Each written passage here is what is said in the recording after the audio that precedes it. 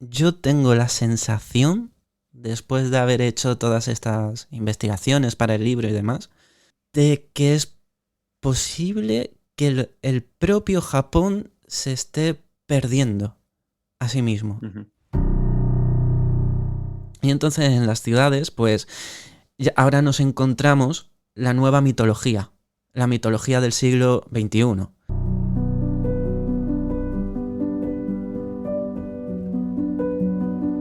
Japón podría morir de éxito.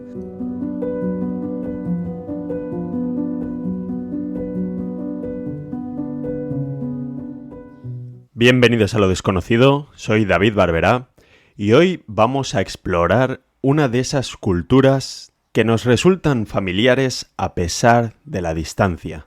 Mientras que Occidente ha buscado controlar la realidad, Japón la ha habitado con símbolos. Donde nosotros vemos misterio, ellos ven armonía. Donde nosotros sentimos angustia, ellos encuentran la belleza. Porque allí la imperfección se venera, los objetos se envejecen con dignidad y lo invisible se respeta tanto como lo visible. Y hoy vamos a adentrarnos precisamente en este país, en Japón. Pero no vamos a hacerlo desde la distancia de quien observa, sino desde el diálogo. Porque para mí, personalmente, Japón no es solo un país lejano, sino un espejo que nos obliga a repensar quiénes somos. Y para ello nos acompaña David Vargas, un periodista e investigador al que admiro mucho, que ha recorrido Japón, pero desde dentro, buscando no solo lo evidente, sino aquello que se oculta entre las capas superficiales de la primera vista. Y juntos vamos a adentrarnos en esta otra forma de mirar el mundo, en esa sabiduría que nos ayuda a formular preguntas mejores. Bienvenido, David. ¿Qué tal? Muy buenas, David. Joder, pues muchas gracias, ¿eh? ¡Qué honor! Y bueno, te he invitado porque soy, ya sabes que gran admirador primero tuyo, por supuesto, pero sobre todo también admirador de lo que es toda la cultura oriental, ¿no? De la que tú eres un grandísimo investigador y conocedor. Y considero que hay muchas cosas que aquí en Occidente hemos olvidado de alguna manera. Ahora hablaremos un poquito de todo ello, pero también porque considero que muchas de esas cosas que nos tiene que enseñar la cultura oriental nos ayudarían a afrontar tanto el presente como lo que está por venir de una manera mucho más consciente y mucho más certera, si cabe, ¿no? Bueno, pues a ver, lo primero, muchas gracias. Joder, no sé si merezco, ¿no? Tantos halagos y demás.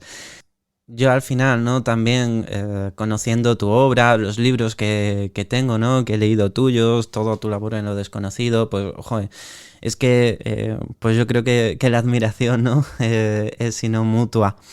Y bueno, yo siempre le he dicho, hay muchísimas cosas de Japón que podemos aprender de la cultura japonesa, pero también los japoneses tienen mucho que aprender de nuestra cultura, de la cultura española. No todo lo nuestro es malo y todo lo suyo es bueno, ni mucho menos. O sea, tiene que ser un toma y daca, ¿vale? Porque cada cultura tiene sus aspectos buenos. La japonesa tiene aspectos muy luminosos, ¿no? Esa palabra tan bonita, luminoso. Pero también tiene cosas muy malas y que deben de mejorarse o paliarse y que nuestra cultura pues justo también es como el contrapeso a todo eso. Como conclusión, seguramente lleguemos a que complementándonos ambos alcanzaríamos un mejor futuro, ¿no? Por decirlo de alguna Siempre, manera. siempre. Y luego una cosa muy curiosa, y es que normalmente se tiende a decir que somos como de universos muy diferentes. Que Ujú. tanto España como Japón son dos universos, dos mundos diferentes, que en cierta forma es verdad, porque partimos de culturas totalmente distintas. Nada tiene que ver nuestro mundo cristiano, católico, con nuestras circunstancias, con su mundo, pues sintoísta, budista, con sus circunstancias. No tiene nada que ver. Mm. Pero de alguna forma extraña, nos parecemos mucho más de lo que creemos. Y eso es una cosa que en el fondo pues te pones a ver como diferentes conceptos o formas de estar en el mundo y dices, bueno, pues es que en realidad esto que hacen aquí es lo mismo que hacemos aquí, pero que lo llaman de otra forma. Entonces, incluso ya no solamente de conceptos más complicados o cosas así, sino en el día a día, pues es muy curioso, ¿no? Porque encontramos actitudes de las personas que son prácticamente iguales a las que encontramos aquí, ¿no? Por ejemplo, en el tema de la religiosidad. Mucho que se dice de que Japón es un... No sé por qué existe el tópico de que Japón es un país ultra religioso y ultra espiritual. Pero luego en las estadísticas aparece como uno de los países más ateos del mundo. Entonces, claro, tú dices, ostras, eso es como es, ¿no? Si en los animes, en las películas, siempre los vemos en los santuarios, tirando la moneda y orando. ¿Cómo es eso posible? De hecho, alguna vez he hecho un vídeo de esos temas diciendo eso, ¿no? Que Japón tenía muchos ateos y se me han tirado al cuello, diciendo que no, que eso es imposible, que es uno de los países con mayor conexión espiritual. Pero claro, Claro. los datos están ahí. Entonces eso se explica de una forma relativamente sencilla si nos miramos a nosotros mismos.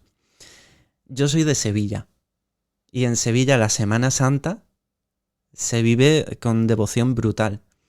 Pero ¿hasta qué punto esa Semana Santa se vive de verdad como una fiesta religiosa y no como una fiesta cultural?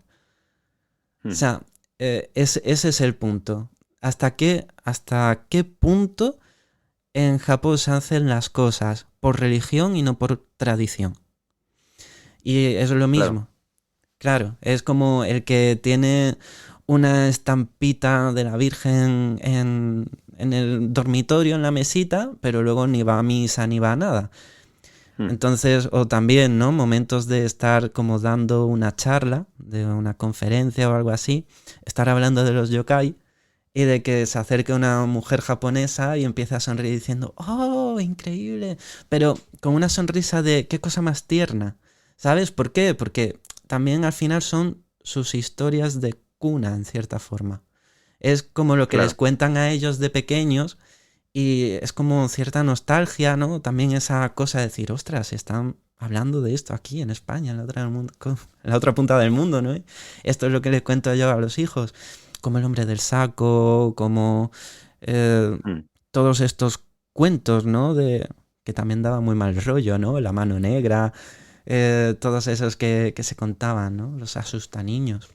Estoy muy de acuerdo contigo porque cuando uno se pone a leer, por ejemplo, textos sagrados de tradiciones japonesas y lee textos antiguos de los griegos, sin ir más lejos, bueno, es ir bastante lejos, pero en el tiempo, pero sin ir más lejos en cuanto a situación, y encuentra muchísimos paralelismos, ¿no? Muchos conceptos quizá muy diversos, pero en su contenido, que no en su forma, son muy similares, ¿no? De hecho, en el propio cristianismo, que sería una de nuestras identidades más profundas aquí en Occidente, pues encontramos que cuando uno profundiza en el cristianismo fue concebido como una religión oriental realmente, ¿no? Y es algo muy curioso que mucha gente no tiene en cuenta. Y por eso me refería al inicio de recuperar eso que parece que hemos olvidado e intentar con ese puente que ya dije que tú trazas, ¿no? Ese puente que nos acerca a Japón y a la cultura oriental, pues intentar de algún modo recuperar por lo menos lo que nos complementa, ¿no? Para cerrar el círculo. Y Sí, has mencionado, por ejemplo, algo muy importante también. Y aquí en Occidente, yo lo observo como que vivimos obsesionados por desentrañar lo misterioso, como si lo desconocido, y no es una referencia, fuera un error de lo que hay que deshacerse. Pero ahí en Oriente tratan el misterio no como un obstáculo, sino como algo con lo que convivir. O sea, aquí, por ejemplo, nuestra tradición filosófica y científica ha estado marcada por el medir, clasificar, desmontar, desde Aristóteles, que sistematizó el pensamiento lógico y separó lo conocido de lo desconocido, hasta Descartes, aunque luego parece que la gente no ha leído el error de Descartes, que desde aquí recomiendo, que nos enseñó a dudar de todo, ¿no? Salvo aquello de lo que pudiera ser probado con absoluta certeza. Y hemos construido un mundo aquí en Occidente que en Oriente yo no encuentro. Quizá tú desde tu investigación lo puedas matizar mejor, pero aquí hemos construido un mundo donde lo que no se puede explicar directamente no existe. O sea, no es que no cabe ni siquiera la investigación, ¿no?, acerca de lo que no conocemos, que es el mensaje que ahora sí que es una cuña, cuando yo creé lo desconocido, quería matizar, ¿no?, porque es esa fusión de que lo desconocido implica que se puede conocer. De hecho, Kant dijo eso, ¿no?, que hay cosas que la razón no puede alcanzar. Pero claro, porque con la razón no pretendamos abarcarlo todo. Bueno, decía el Principito, ¿no? Que lo más importante es invisible para los ojos. Entonces, en cierta forma, también puede que sea invisible para la razón, ¿no? El Principito no será japonés, ¿no? Pero si es verdad, es verdad. Entonces, claro, has tratado y tocado ahí muchos temas diferentes. Porque, por ejemplo, yo tengo la sensación, después de haber hecho todas estas investigaciones para el libro y demás, de que es posible que el propio Japón se esté perdiendo a sí mismo. Uh-huh. Porque de ver los misterios, de ver... A ver, claro, pertenecen a un entorno cultural en la que esa influencia ya les va a condicionar esa forma, ¿no?, de ver el mundo y esa forma de relacionarse con él. El problema es que tienen también desafíos a los que enfrentarse, ¿vale? Porque todas esas tradiciones de encontrarse con el misterio, de cómo afrontar el misterio, todas esas leyendas, en las ciudades se mueren. Entonces, el Japón rural, que es igual que en España, o sea, aquí te vas a los pueblos de Galicia y tienes las historias de la Santa Compaña, tienes las shanas, los culebres o todas esas cosas, ¿sabes? Pues en Japón es igual. En Japón tienes esos altares en el monte dedicados a Inari o al kami que sea. Tienes tradiciones, ¿no?, de esas leyendas diferentes, ¿no?, de espíritus que se hayan aparecido, de demonios que han pululado por el monte. Claro, eso en el Japón moderno, como los pueblos están poco a poco desapareciendo porque todo el mundo se va a las ciudades, en la ciudad ya es diferente y esa riqueza de no ser tan bien, en gran parte gracias al anime y al manga, se olvidaría mucho, ¿sabes? Porque se han convertido como en personajes de ficción. Ese elenco cultural, ¿no?, que tienen ahí, lo ha adoptado la industria cultural como personajes de ficción. Y entonces en las ciudades, pues ahora nos encontramos la nueva mitología, la mitología del siglo XXI, las leyendas urbanas.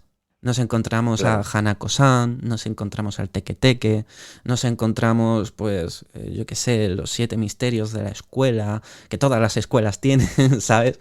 Entonces, claro, sí, es una especie de entorno cultural muy mágico, muy diferente.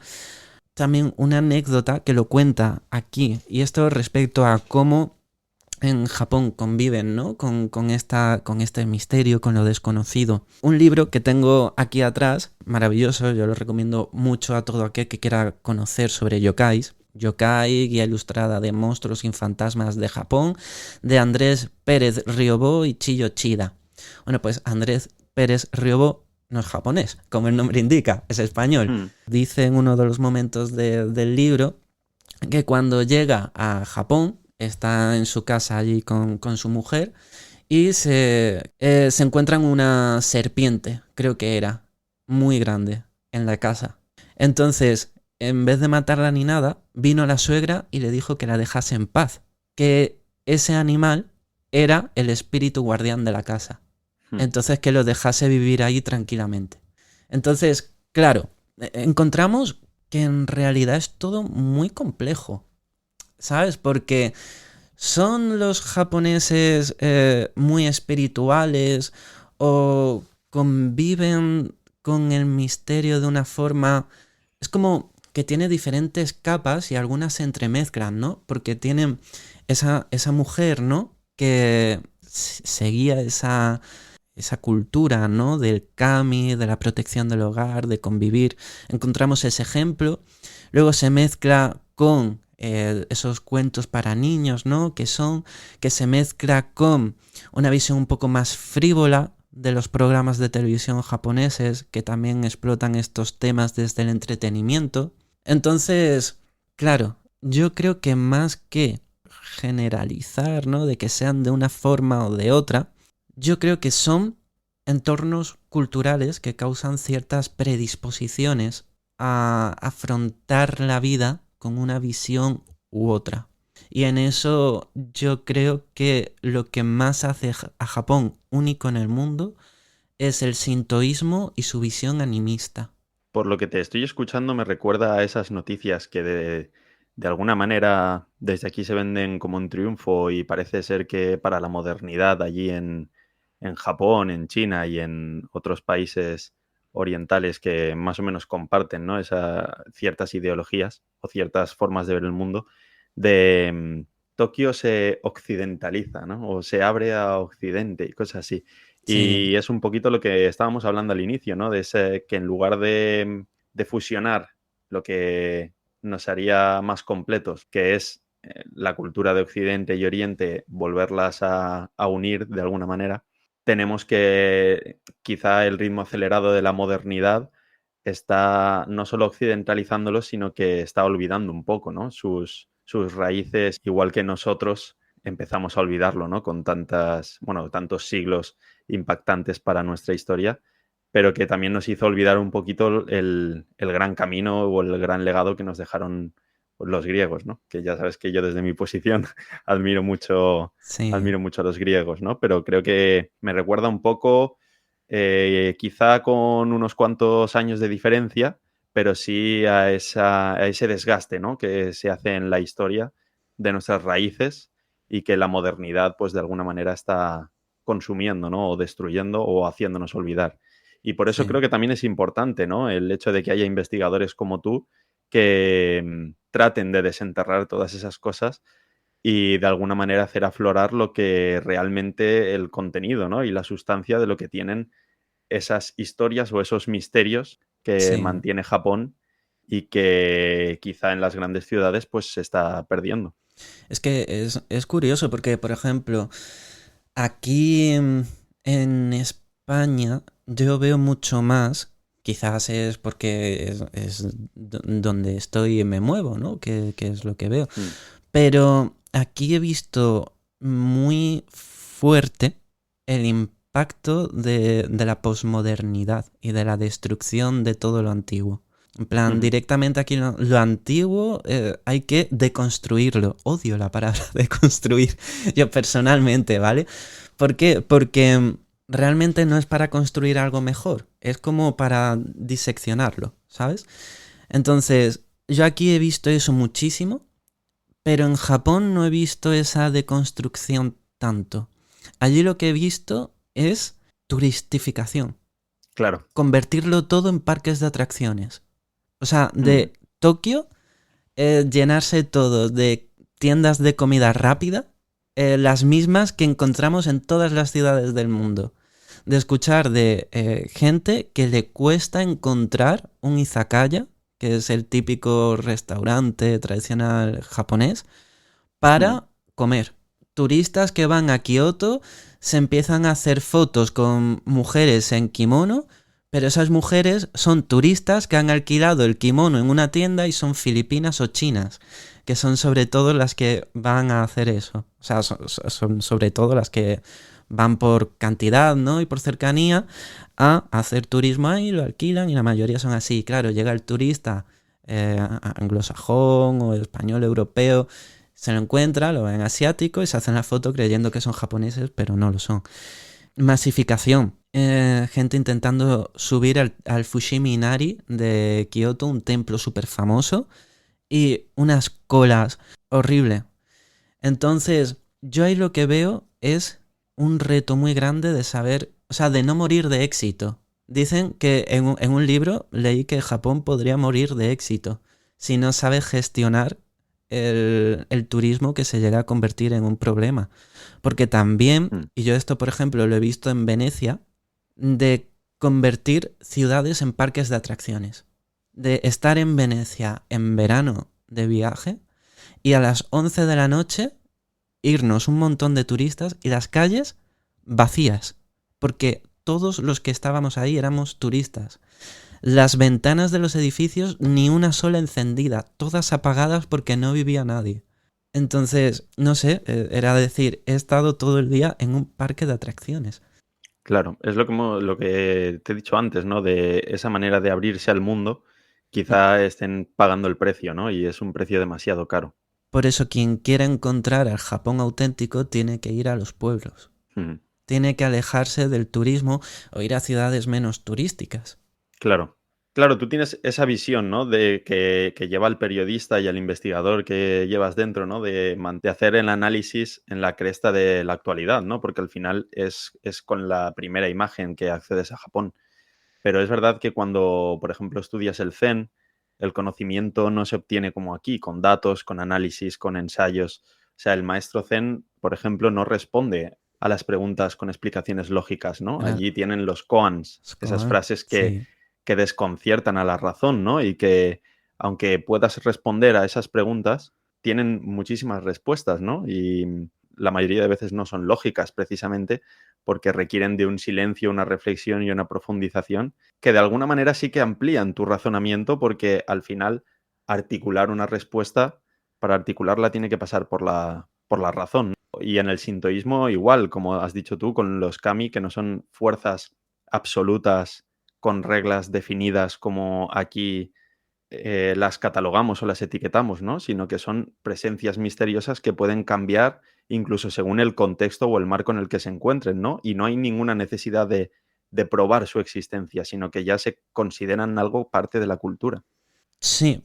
Eh, También es muy curioso porque quizás el sintoísmo esto lo refleja también en su relación con el otro mundo, el mundo de los espíritus, ¿no? Ellos decían que como no podemos saber lo que hay más allá de la muerte, no vamos a decir nada de esto en nuestra religión.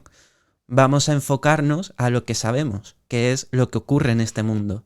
Y el papel del ser humano en este mundo, según la religión sintoísta, es venerar a los kami y Ujú. hacer de este un mundo que sea un gran santuario para los kami.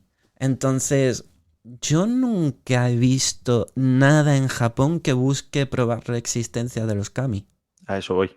Nada, nada, nada. O sea, existen, pero es como, no sé, lo más lógico del mundo. ¿Sabes? Ujú. A ver, esto ya dependiendo de la persona, ¿no? Algunos te dirán, sí, eso es lo que dicen, no sé qué, pero es como una cierta sensación de que sabes que en el fondo es posible que ese árbol que está ahí desde hace tanto tiempo y que se ha construido un santuario alrededor porque dice que en ese árbol vive un kami, está el kami de ese árbol que se ha decidido alojar ahí por algo, es como que hay una cierta lógica, una cierta coherencia en ello. Se dice que los kami viven en lugares muy bellos y antiguos normalmente. Por ejemplo, lo que he dicho de un árbol que tenga cientos de años de edad y que sea un Ujú. árbol de estos enormes y todo.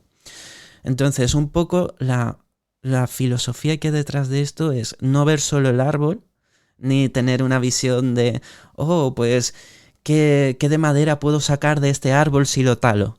No, es una visión de, mira, yo no sé si habrá o no un kami viviendo en este árbol, pero este árbol lleva vivo un montón de años y bajo su sombra se ha sentado un montón de gente que ha sentido, que ha llorado, que ha vivido, que ha muerto.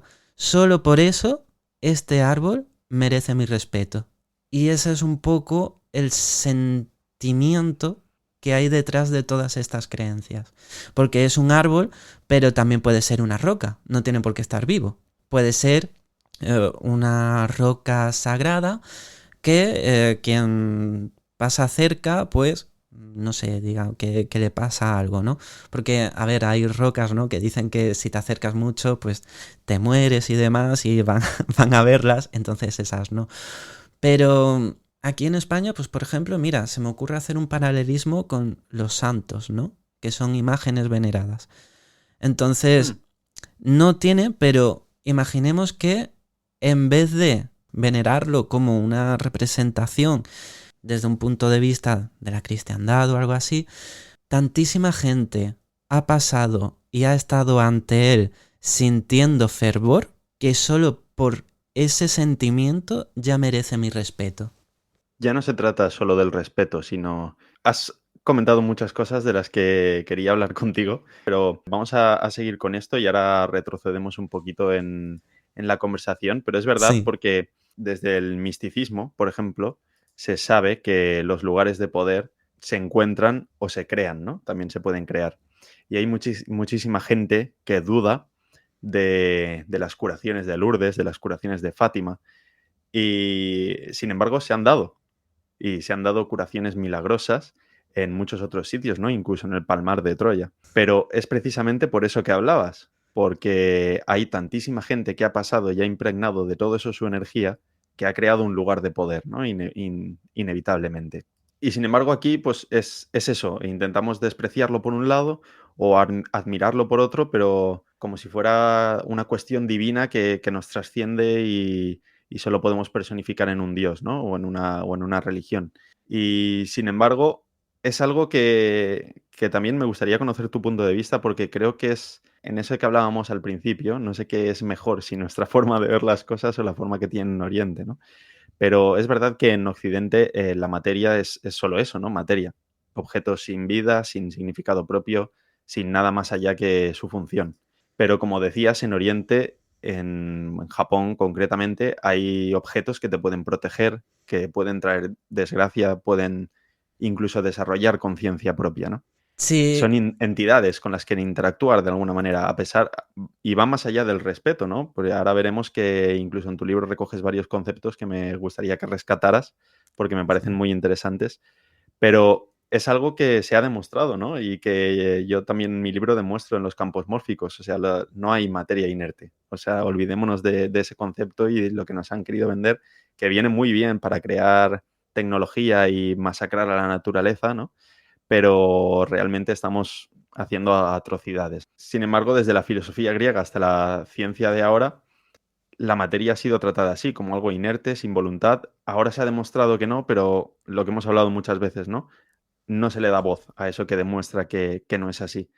Y sin embargo, en Oriente, pues tienen otra percepción de la naturaleza, como tú has dicho, que me parece algo bellísimo y muy a tener en cuenta y que creo que nos mejoraría mucho, ya no solo como personas, sino como conciencias. Sí, sí, yo creo que prácticamente lo que más nos puede beneficiar de Japón y de su filosofía es la relación que tienen con la naturaleza. Eso es lo que más tenemos que aprender. Es como el eje principal de todo. Ese ubicarnos dentro del mundo que nos pone el sintoísmo. De hacer del mundo un lugar mejor y más bonito. Para gloria de los kami. Bueno, pues es que al final lo que sea bueno para los kami es bueno para nosotros, ¿no? Porque es respetar la naturaleza, amarla, ser parte de ella. Todo eso incluso se junta, ¿no? Con ciertas creencias, filosofías taoístas, ¿no? El taoísmo también es muy bonito. A mí me gusta mucho también. Sintoísmo y taoísmo son dos religiones, filosofías muy bonitas y yo creo que muy necesarias a día de hoy, que a lo mejor, ¿no? Con los tiempos que vivimos también es bueno que afloren de nuevo. Sin embargo, aquí yo también tengo una visión un poquito crítica, ¿no? Con Japón, porque, por ejemplo, es cierto que su cultura hace que tenga ese respeto por el medio ambiente y por todo, pero luego también comete sus atrocidades medioambientales muy ¿Mm? malas, como por ejemplo una de las cosas más icónicas, ¿no? La caza de las ballenas, que casi llevan a la extinción casi a las ballenas. Entonces, claro, tú dices, su religión y todo no dice que tienen que hacer del mundo un lugar súper mejor y bonito por la gloria de los kami. ¿Cómo es que luego casi se cargan a todas las ballenas del mundo? Dinero. Entonces esa es una crítica que hay que hacer al propio Japón, que bueno, hay que tener eso en cuenta, que no se puede generalizar. Al final, cuando se habla de estos temas, hay que tener cuidado porque ni todo es blanco ni todo es negro, son grises. Y entonces ese es el problema, y eso es también lo que he intentado reflejar con el libro, ¿no? Que aunque culturalmente se promueve una cosa, lo que se hace puede ser otra. Porque también mira la Segunda Guerra Mundial y todo. O sea, Claro, pero en la historia de Japón ha sido muy recurrente esos momentos de conflicto entre la modernidad y las raíces. Se ha visto en varios momentos de la historia de Japón. pues sí, sí, sí. De hecho, es que le llevó al país a cerrarse en el Ujú. periodo Edo y a expulsar a todos los extranjeros del país para huir, ¿no? De esa modernidad. Al final, todo lo que iba a atacar contra sus valores tradicionales. Lo que pasa es que esa batalla se perdió en el siglo XIX con la restauración Meiji, que se abre el país de nuevo otra vez a las potencias extranjeras, porque vieron lo que les hicieron a China, que China también intentó expulsar a todas las potencias, pero claro, llegó Inglaterra con sus buques y cuando devastaron media costa china, pues se tuvieron que rendir, y Japón no quería que les pasase igual. Y claro, cuando llega el Comodoro Perry con sus barcos negros, pues ya les obligan, ¿no?, a firmar todos los tratados de comercio. Y en Japón lo que se hace es que se adopta una postura de, vale, vamos a adquirir toda la tecnología de Occidente, pero vamos a japonizarla. Y vamos a Ujú. utilizarla para defendernos de los propios occidentales. Lo que pasa es que por el camino se perdieron muchas tradiciones, mucho, que de ahí surge la rebelión que sale en la película del último samurái, que es precisamente ese fragmento de la historia y que bueno, que es el final, ¿no?, de los samuráis. Ya otra cosa es ver si los samuráis eran buenos o malos, porque vaya tela, pero Claro, era la tradición, claro. pero es una manera de sacrificar identidad a cambio de modernidad, ¿no? Sí, sí. Pero aún así, que quien vaya a Japón no se espere ver un Estados Unidos ni nada de eso. Japón Mm. sigue siendo Japón. Sigue siendo totalmente diferente. Pero nada que ver con lo que era hace 100, 200 años. Ahora es lo que dicen, ¿no? Las juventudes también con las redes sociales se van cada vez como separando más, ¿no?, de esa tradición. Y para Ah. quien nos vea, David, que igual no esté tan familiarizado con esos conceptos que has mencionado de pasada para los que no son conocedores de esta cultura, ya hemos dicho que en Occidente las cosas no tienen espíritu como tal, no tienen conciencia, aunque se ha demostrado que sí, pero bueno, ese es otro tema y no estamos aquí para hablar de eso. Pero Fascinante, ¿eh? Chulísimo el tema. para aquí en Occidente, cualquier intento de otorgar significado a cosas se reduce a mera superstición, ¿no? O a creencias o a residuos de tiempos anteriores, ¿no? Como los amuletos o pulseras o la estampita que decías tú antes, ¿no? Por ejemplo. Pero en Japón hay dos conceptos que has usado, que son los kami y los yokai. ¿Y cómo podías explicar para la gente que no sigue esto, que no los conoce, qué son? Mira, pues lo de los yokai es algo que en España encontramos muy fácilmente el símil, y es que son seres mitológicos, ¿vale? Ujú. Muchas veces, y es curioso, se confunden con fantasmas, con espíritus, cosas así, y es que es verdad que a veces comparten como características unos de otros, pero porque son un poco difusos. Pero realmente son seres mitológicos. Como en España tenemos a las shanas, los cuelebres, o no sé, los dragones, cosas así, ¿vale? Son supuestamente animales mortales vivos que tienen poderes sobrenaturales y que están detrás de los fenómenos extraños que les pasan a los seres humanos. Y que también tienen la peculiaridad de que viven en todos aquellos sitios que están como tan escondidos o tan difíciles de acceder a ellos o de vivir en ellos que el ser humano no puede llegar. Por ejemplo, viven en las cimas de las montañas, en las profundidades del bosque, en el fondo del mar. Entonces, claro, es como antiguamente también en Japón se explicaban las cosas que pasaban. Por ejemplo, tienen algunos, ¿no?, que son muy terribles. Por ejemplo, allí el mal de ojo, ¿no?, podríamos decir, estaba provocado por un Inugami, que era un dios perro.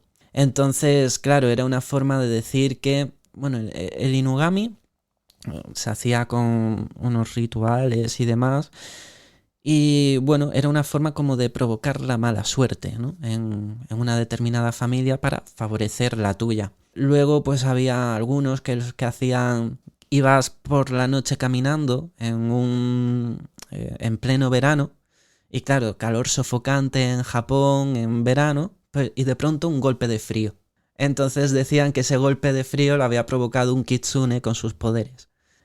O muy típico, los kappa. Los kappa, tortugas humanoides que viven en el fondo de los lagos, bueno, sí, en el fondo de los lagos, de las corrientes de agua, cogían principalmente a los niños y se los llevaban al fondo del lago para comérselos. Era muy cruento, pero bueno, por no entrar en muchos detalles. Entonces es una forma también de decir, ¿no?, de advertir de los peligros, de los pantanos, de las corrientes de agua, de los ahogamientos. Luego, en el tema de los kami, es un poco más difícil encontrar un paralelismo. ¿Por qué?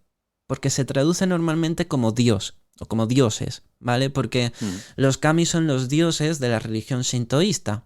Lo que pasa es que nosotros entendemos Dios por un ser que todo lo puede, que todo lo sabe, y por un ser, bueno, ya no es que sea único, porque entendemos los panteones, ¿no? Lo que pasa es que en el sintoísmo no es que haya un panteón normal y corriente, sino que hay un panteón que es infinito. ¿Por qué? Porque es la religión de los 8 millones de dioses, que es una forma de decir que es la religión de los dioses infinitos. ¿Por qué? Porque todas las cosas tienen un kami para la religión sintoísta. Entonces, en cierta forma, hay que venerar todas las cosas. Aunque sí que es cierto que hay una jerarquía de kamis más o menos importantes dependiendo de la función que sea. El más importante es Amaterasu, que es la diosa del sol, el kami del sol, y que se supone que de ella desciende la familia imperial japonesa. Eso sí, no son ni omniscientes, no lo saben todo, ni todopoderosos. Pueden hacer hasta lo que el límite de su poder les deja hacer. Digamos que son como fuerzas espirituales, ¿no? Sí, son espíritus más o menos poderosos. Son espíritus deificados. Claro, pero lo curioso y lo que me refería cuando haciendo el paralelismo a cómo consideramos nosotros la materia es que estos kamis, además de todo, incluso pueden habitar objetos, ¿no? Puede una espada tener su propio kami, por ejemplo, y cosas así. Claro, es que todo tiene un kami. Todo, y de hecho es lo que decías, que podía incluso llegar a despertar. Son lo que se llaman Tsukumogami. Que De es. eso te quería hablar, porque además Sí, hiciste un vídeo, si no me equivoco, para sí, TikTok, creo. sí. Y además de que aparece en tu libro. Y Y la para verdad es que YouTube también también. me parece un concepto precioso y que va también en la línea de lo que has dicho antes, ¿no? De ese árbol ha estado ahí muchísimo tiempo. Hay mucha gente que ha descansado bajo él, que ha llorado, que se ha dado su primer beso, que ha impregnado ese árbol de una energía y una fuerza que solo por eso, e incluso por menos de eso, ¿no? Pero que quiero decir Sí, que ya se merece, bueno, ya tiene impregnada una cantidad de energía e historia que lo dota de incluso de una conciencia, ¿no? Como se puede ver en algunas investigaciones. Pero aquí ese término que no voy a repetir porque mi japonés pues todavía no está demasiado evolucionado, pero sí que es verdad que son objetos que adquieren conciencia, ¿no? O de alguna manera. Sí, como todos los objetos, según la religión sintoísta, tienen un kami, lo que pasa es que no todos los kamis están despiertos ni están pululando, solamente Hmm. están aquellos que han recibido un cierto trato, una cierta veneración, lo cual no quita que aunque estén dormidos no haya que ser respetuosos con ellos. Entonces es, por ejemplo, un móvil. Pues este objeto tiene un kami dentro, pero ese kami está dormido.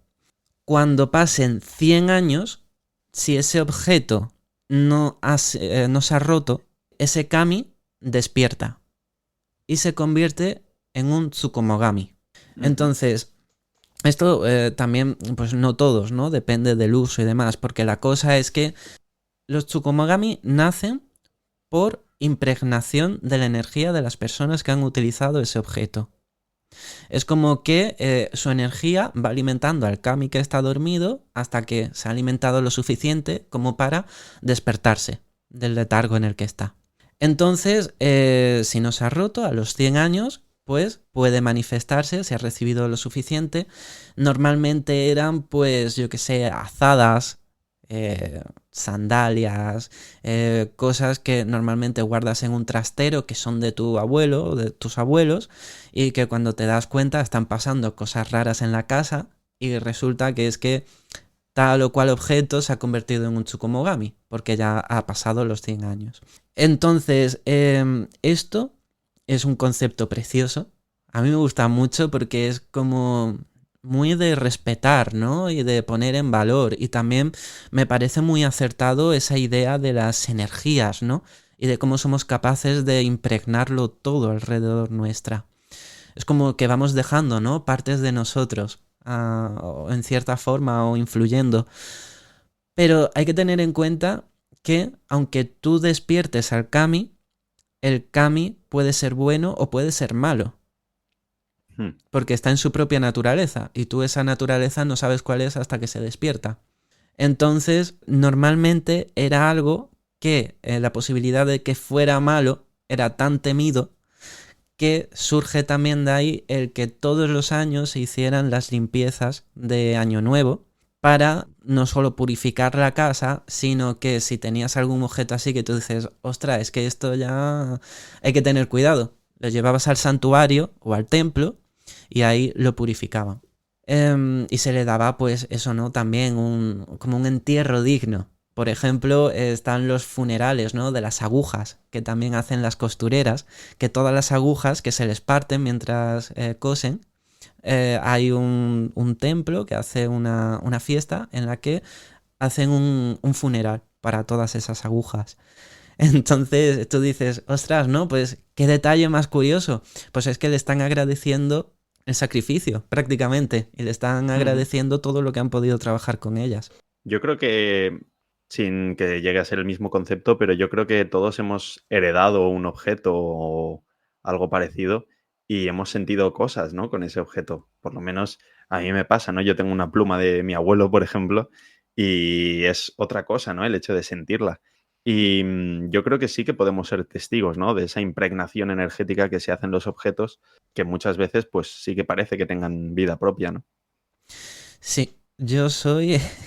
Una vez escuché en la televisión que una persona criticaba a los que se ponían a tocar las paredes de las iglesias, las paredes de piedra de las iglesias o de las catedrales o algo así, diciendo que eran chuminadas, ¿no? De la gente que se ponía a tocarlo. Hmm. Pero yo soy de los que hacen eso. Porque es que yo voy a la Catedral de Sevilla y yo, o a cualquiera, y cuando veo así la piedra, la toco. O sea, es que me llama a tocarla.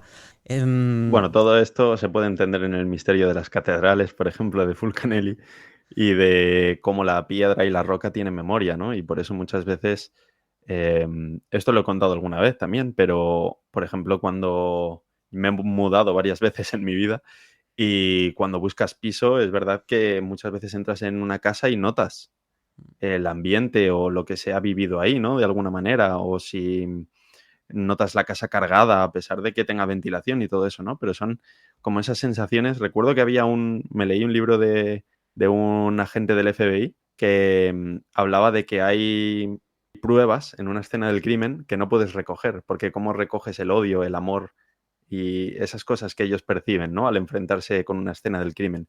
Y esto es, básicamente, es lo mismo, ¿no? Sí. Percibes, se queda el ambiente impregnado, la roca en este caso, ¿no? La piedra. Y además sabemos que nuestros chips, gracias a lo que tenemos, es base silicio, ¿no? Que es de lo que están hechas esas rocas que te gusta tocar. Entonces, no es tan Sí. raro que de alguna manera, y esto también lo explica Luis Racionero en su obra, que de alguna manera todas estas rocas guarden esa información, ¿no? Claro, es que solo de pensar la cantidad de personas que han pasado por ahí, solo de Ujú. pensar la historia de ese lugar, lo que simboliza, todo, es una conexión tan especial que a mí me maravilla. No sé, habrá quien desde un punto de vista bueno, más racional o algo así diga que son tonterías, ¿no? Pero luego simplemente hay que dejarse abrir, ¿no? Ciertas puertas.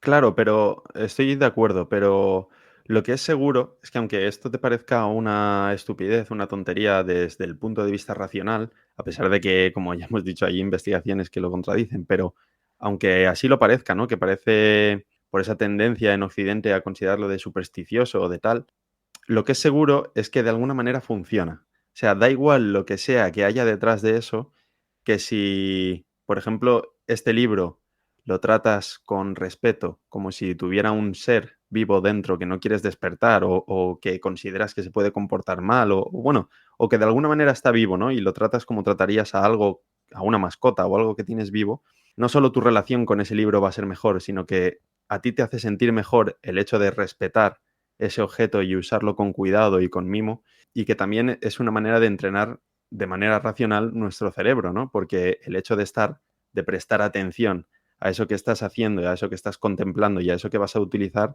ya nos ha demostrado la neuroplasticidad y la neurociencia que nos ayuda a desarrollar la corteza prefrontal, etc, etc. Entonces, son unas cosas, son unos conceptos muy bellos que tanto filosóficamente como estéticamente se pueden analizar y se puede jugar con ellos, incluso especular, pero lo cierto es que en la práctica también funcionan, ¿no? Independientemente de Sí. lo que haya detrás. Es que te hacen sentir mejor. Te hacen sentir Ujú. mejor. ¿Qué más da, no? Si lo importante es eso. Exacto. Pues Eso ya es lo que está. hablábamos de Japón, ¿no? Que ellos no se preocupan por demostrar si eso tiene, o sea, ellos no diseccionan una sandalia, como has dicho, a ver si es verdad que tiene algo dentro que ha cobrado vida o si esta espada tiene un kami y demás, no. Se limitan a convivir con eso independientemente de lo que signifique en realidad lo que hay detrás, ¿no? Es que yo creo que se consideraría de muy mal gusto en Japón hacer Mm. eso.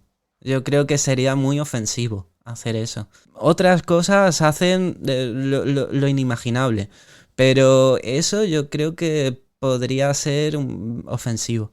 Sí, Hay algo que me llama muchísimo la atención y va en la línea de lo que has hablado antes del ateísmo y demás.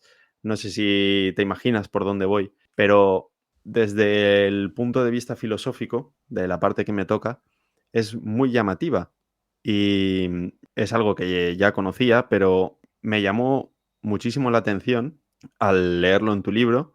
Son dos conceptos muy interesantes que creo que definen muy bien la situación actual de Japón y la situación actual de Occidente, ¿no? Voy a intentar desarrollarme porque parece un poco misterioso todo, ¿no?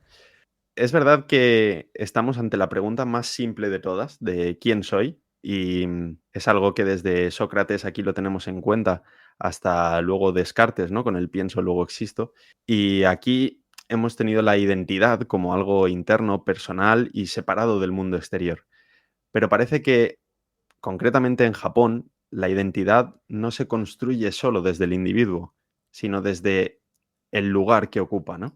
Entonces, filosóficamente, incluso sociológicamente e históricamente, muchos de los problemas de Japón, por ejemplo, con las tasas de suicidio, ¿no? Que es un tema muy tabú, con otras formas de afrontar la realidad, de afrontar esa batalla entre la modernidad y el renunciar a las raíces, ¿no? Que es porque desde nuestra perspectiva las decisiones pueden ser muy fáciles, pero ellos tienen otra forma de ver el mundo y sobre todo de situarse en él, que eso también es importante y como aquí no lo valoramos, no lo tenemos en cuenta, ¿no? Pero muchas de las decisiones a las que llegan a nosotros nos parecen incomprensibles, pero ellos las toman desde otro punto de vista, ¿no?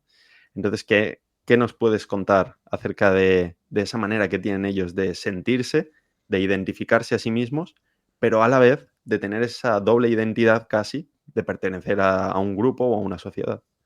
Sí, pues porque aquí en el mundo occidental un poco tendemos más al individualismo, ¿no? A ser nosotros contra el mundo, ¿no? De yo soy así, yo soy diferente, todos esos eslóganes, ¿no? De tiendas de ropa, ¿no? Para que muestres lo diferente que eres, pero llevando una Me ropa u otra. gustaría, me gustaría rescatar una frase de Sabina que me encanta. Sí. Hay mucha gente que dice, no, yo es que soy así. Dice, pues no seas así, léete un libro. Perdón. No, claro, mira, pues bien que estarían, ¿eh? Sobre todo podrían empezar por uno de aquí, ¿no? Exacto. A ver, es que eso, ¿no? Por el contrario, en Japón se tiende a la construcción del individuo, pero en función al lugar que ocupa en la sociedad. Es yo soy yo, pero porque me ocupo de esto. O sea, es un concepto también relacionado con el ikigai, que es el motivo por Ujú. el que se vive.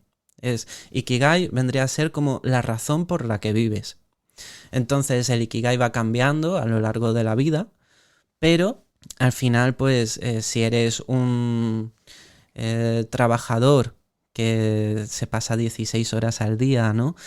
Trabajando para su empresa de refrescos, pues tu ikigai será el matarte a trabajar para poder llevar el sueldo a casa.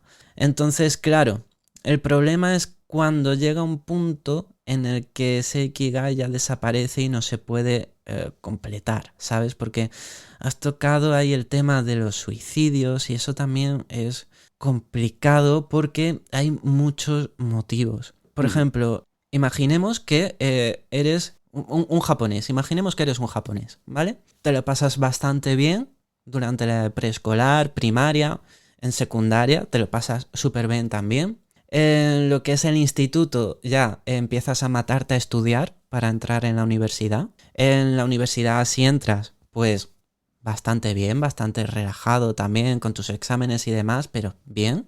Cuando sales ya empieza lo duro. Empieza jornadas de 14 horas al día trabajando, tienes tu mujer, pero no la ves, porque cuando llegas a casa ella ya está dormida y cuando te vas a trabajar sigue dormida.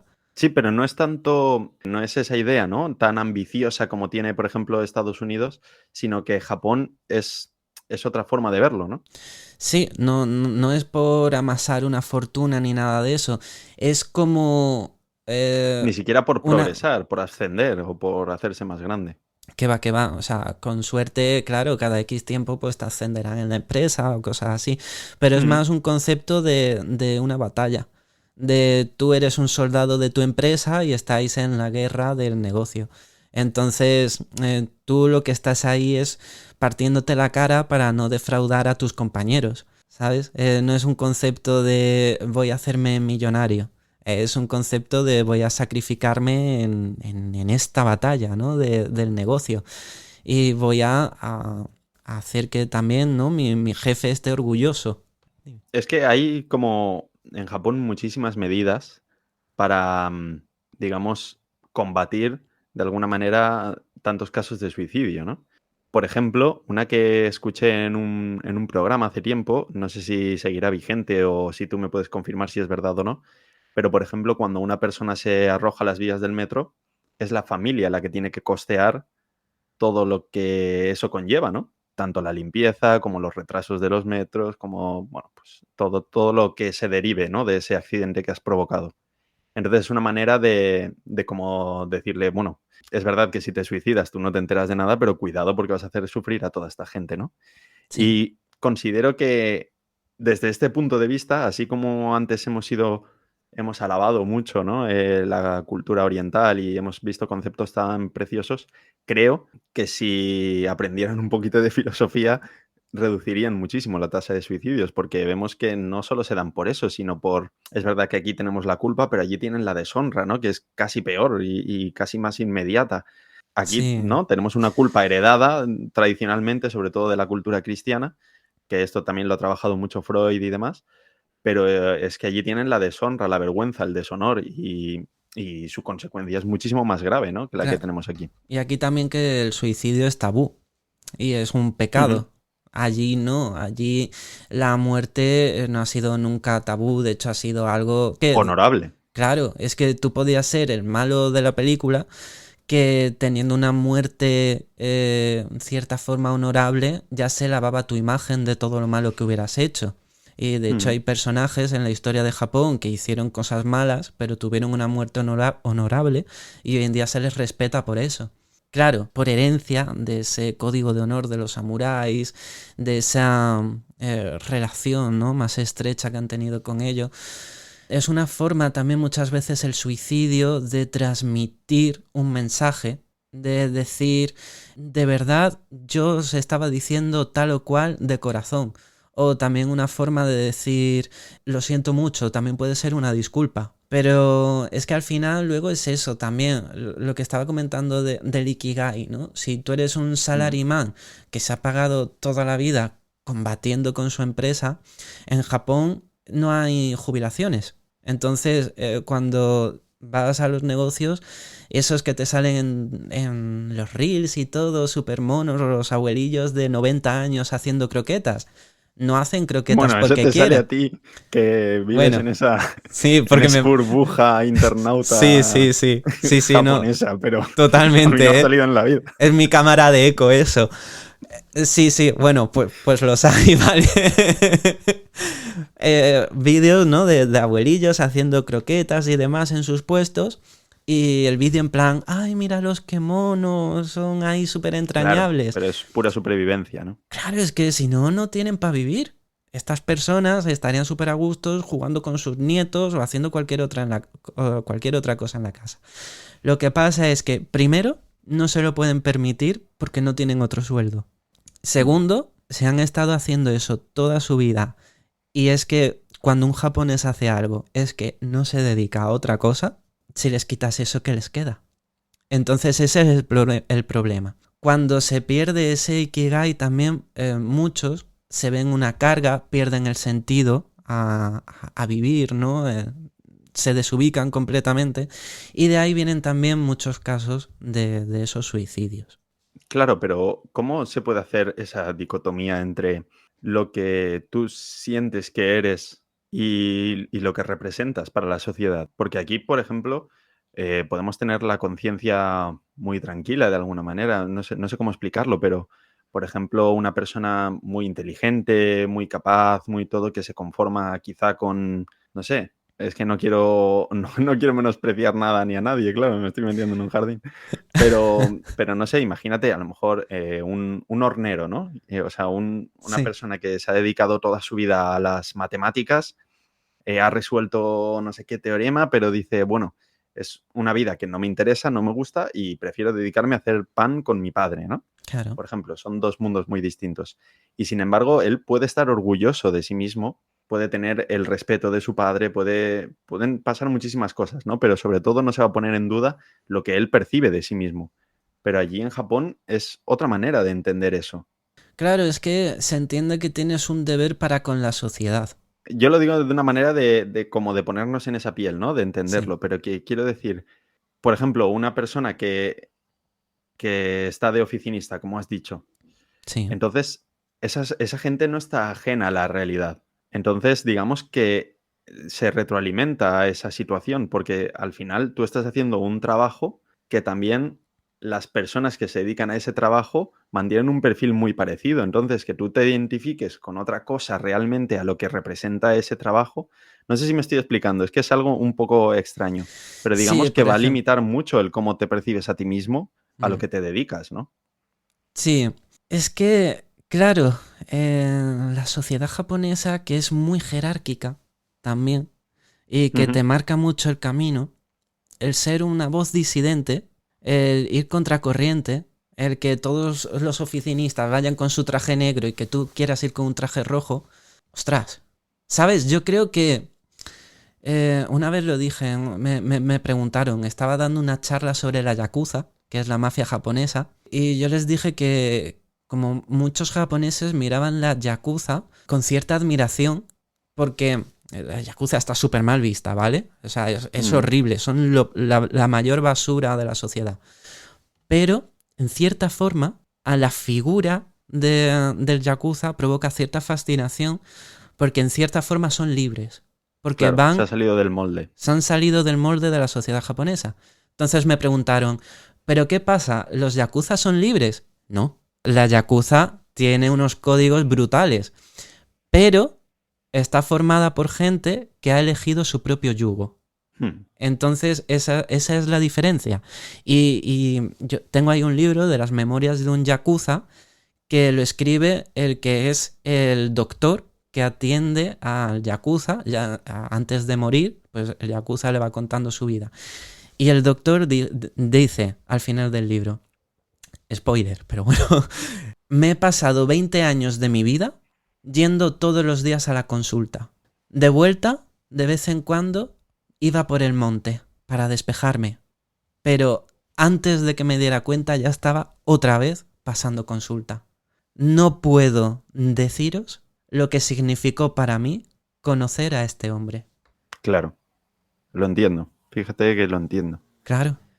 Por ejemplo, mira, antes has mencionado la película del último samurái, ¿no? Para una persona que no estudie Japón o no estudie distintas corrientes filosóficas, religiosas, como queramos verlo, o sociológicas, ahí en esa película, que creo que tanto la historia como la cultura de Japón está muy bien condensada, reflejada y resumida, y de hecho hay fragmentos de películas que puedes extraer e incluso hacer una tesis, si quieres, de cada 5 minutos, ¿no? Parece el Quijote, que hay tesis de fragmentos, ¿no? De Sí, sí. párrafos. Es que parece mentira, pero la película es muy buena.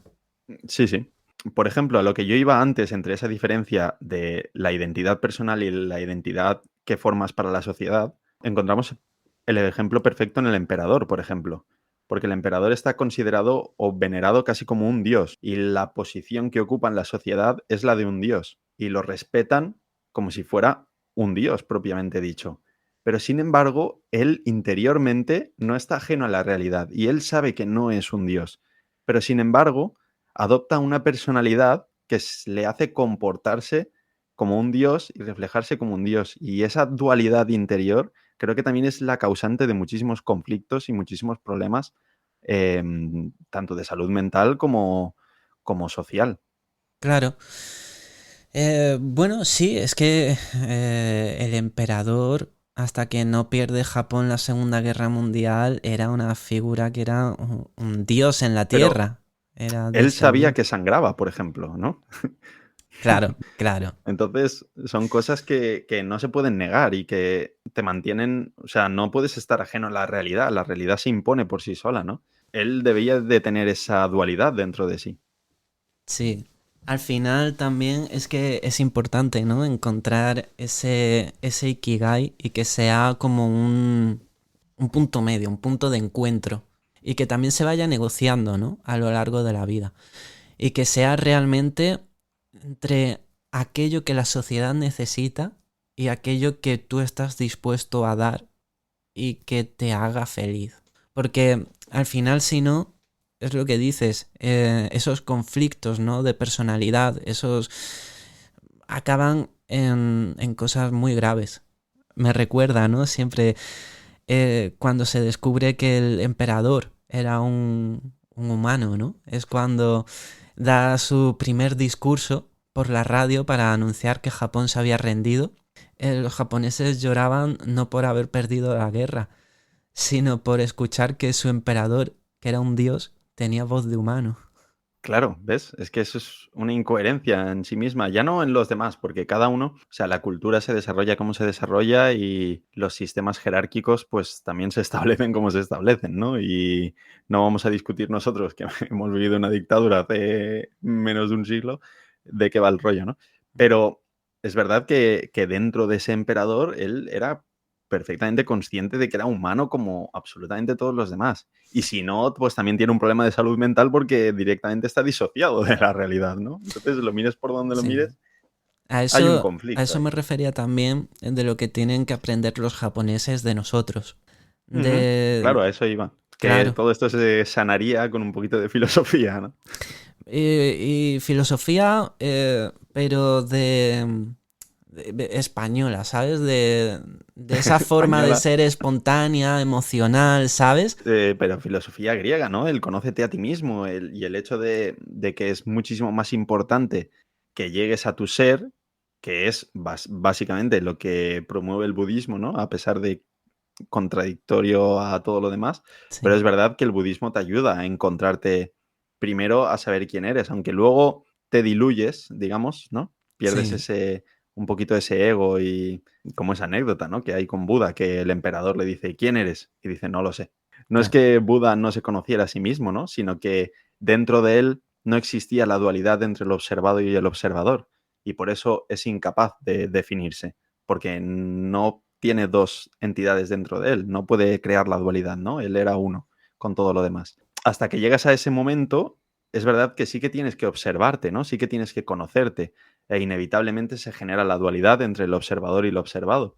Pero ahí digamos que no, que directamente, a pesar de que ellos saben cómo son, basan su identidad en casi el lugar que se ocupa en la sociedad, ¿no? Y Sí, recuerda un poquito a antes de Cristo aquí, ¿no? Antes de que apareciera el mercado, que la clase era inamovible, que si nacías pescador te morías pescador y si nacías pobre te morías pobre y si nacías hijo del rey pues heredabas la corona, ¿no?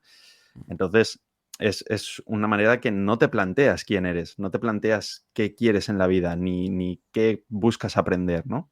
es un Ujú. mundo que se vuelve muy gris y por eso existe el anime. Curioso. ¿Por qué?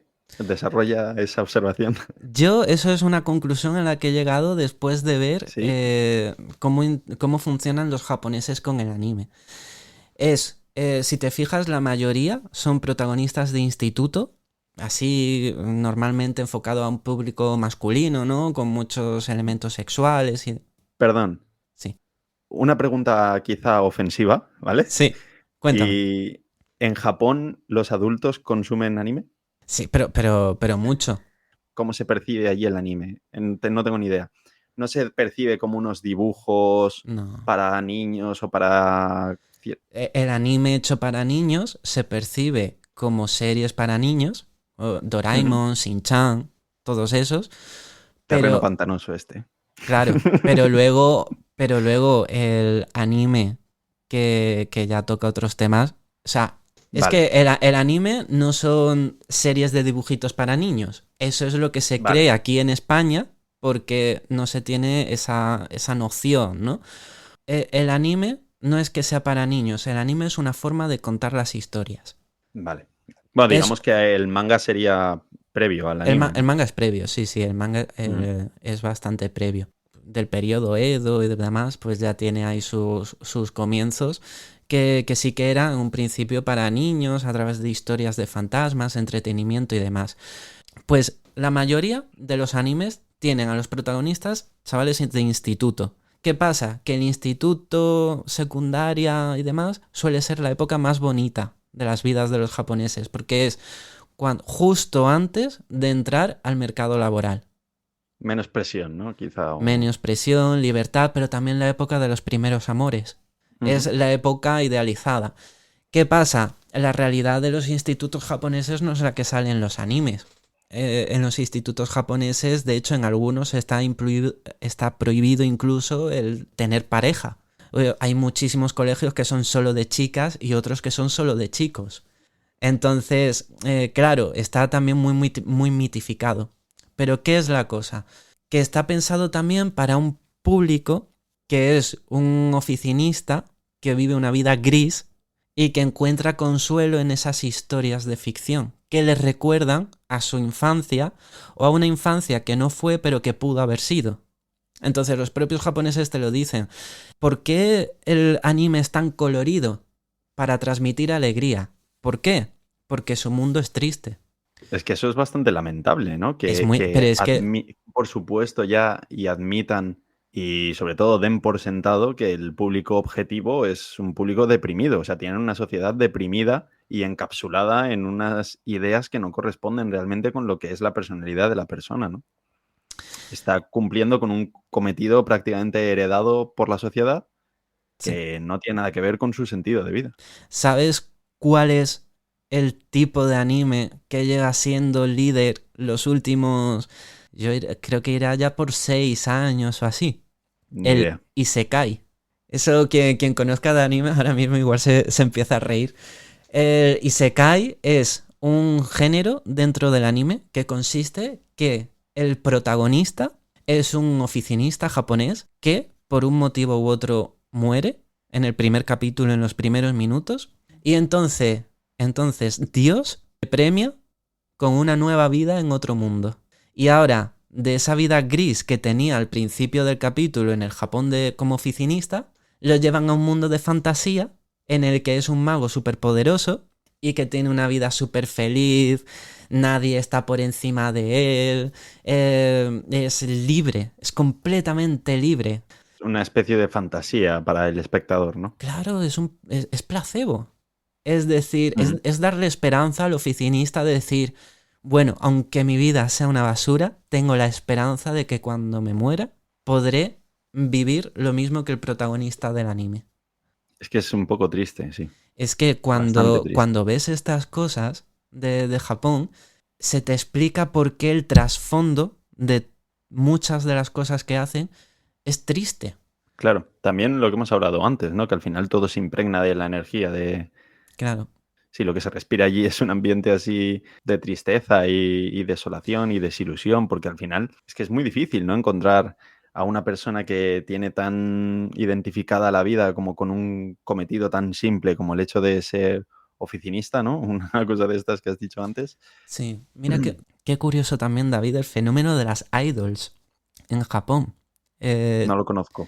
son chicas, también hay chicos, pero bueno, nada que ver, ¿vale? O sea, es Ujú. como el fútbol masculino y femenino, pero al revés. Bueno, Entonces, otro follón. sí, no, sí, pero es que es así. La industria de las idols en Japón son chavalillas que las cogen y empiezan a enseñarlas a cantar, a bailar y hacen sus actuaciones Ujú. por la Bueno, calle, en pero eso escenarios. lo tenemos aquí también, ¿no? Son como productos, Sí, como sí, podría ser Ariana Grande, ¿no? Que es una personita criada y modificada para que se dedique a algo muy concreto, ¿no? Como Justin Bieber o como... sí, pero en Japón llega a puntos bastante extremos. Por ejemplo, están los fans de estas idols. Algunos Ujú. llegan a invertir casi todo lo que ganan en ellas. Porque se crea como una especie de comunidad de seguidores que roza un fanatismo bastante grande. Normalmente tienen el concierto y después del concierto venden sus productos. Y claro, cada una tiene un producto personalizado y cada una tiene como sus propios fans, aunque vayan en grupo. Entonces, es lo típico de que a cambio de vender X cantidad de cosas, pues ellas se llevan unas recompensas u otras. Típico también que si quieres que te dé un apretón de manos tienes que pagar un extra más en la entrada. Entonces el fan va y le puede dar la mano y habla con ella unas palabras. Entonces es como una especie de admiración barra flirteo barra obsesión que Mm. incluso para algunos de ellos se llega a convertir en su ikigai el apoyar a esa cantante a lograr sus sueños.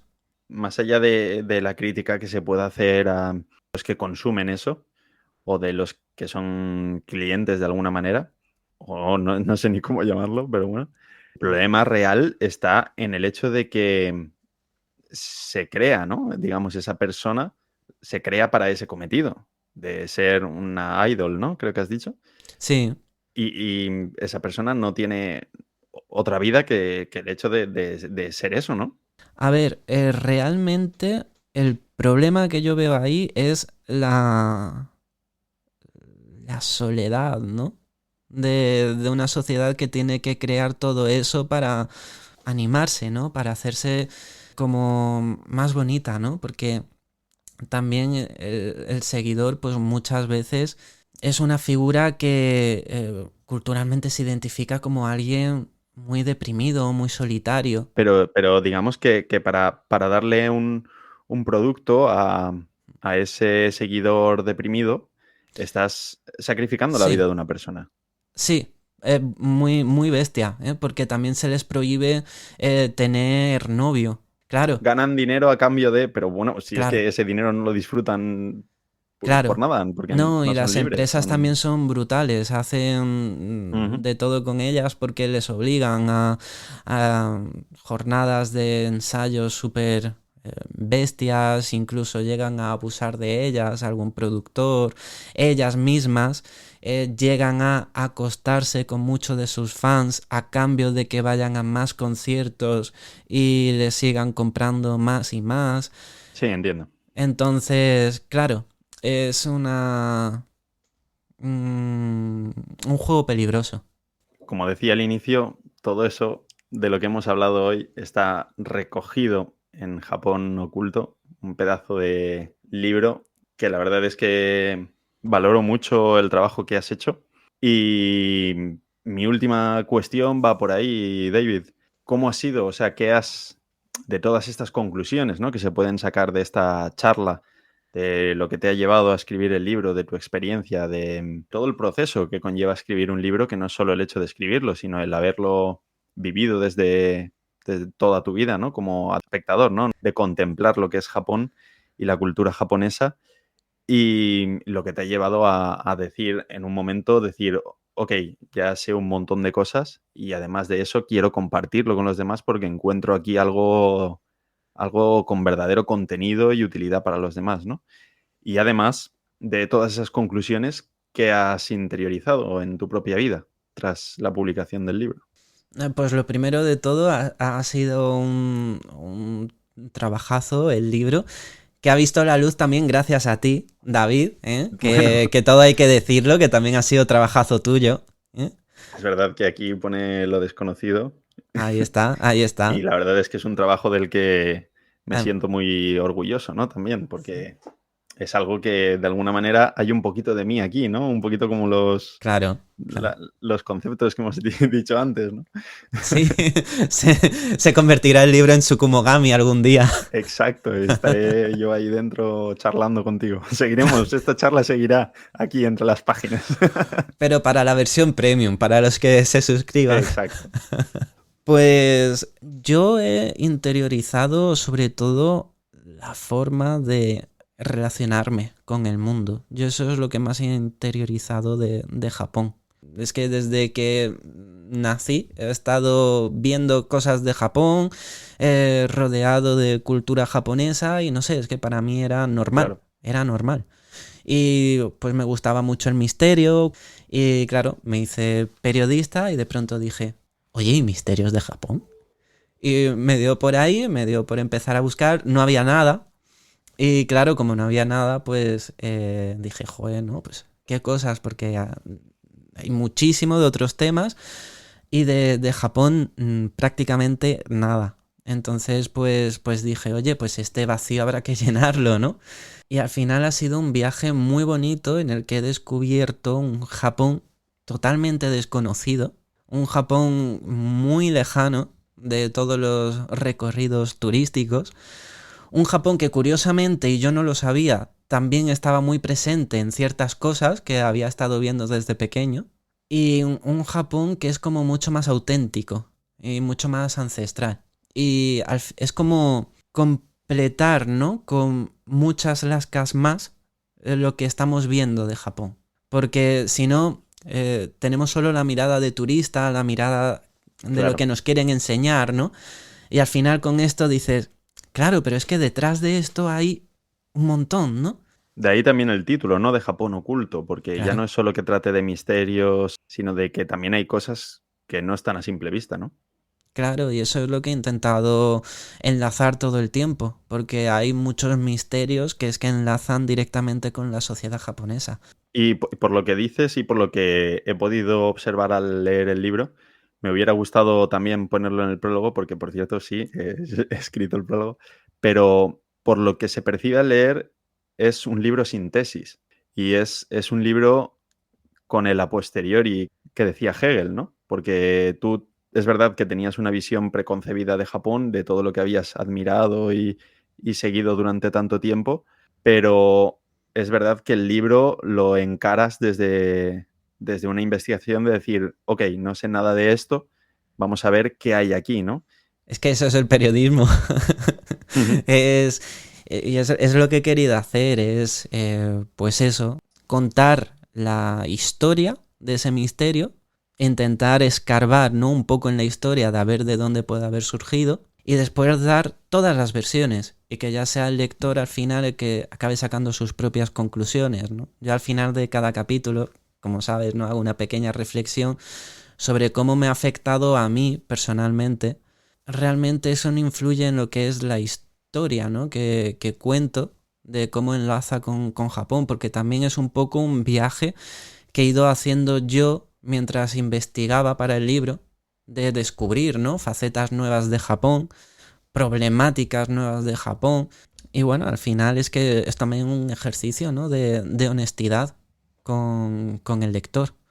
Pues David, muchísimas gracias por esta conversación y por dedicarme y dedicarnos a todos tantas horas de tu tiempo realmente.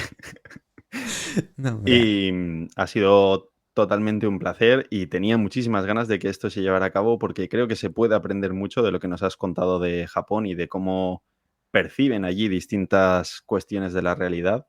Y para mí, desde mi postura, desde mis estudios que sabes que llevo a cabo y demás, me resulta muy útil. Me voy a incluso a volver a ver esta charla para sacar conclusiones.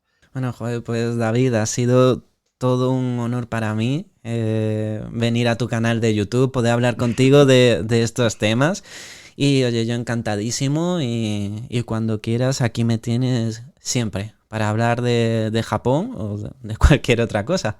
Bueno, pues Dave, muchísimas gracias y ha sido un verdadero placer. Muchas gracias, David. Un abrazo.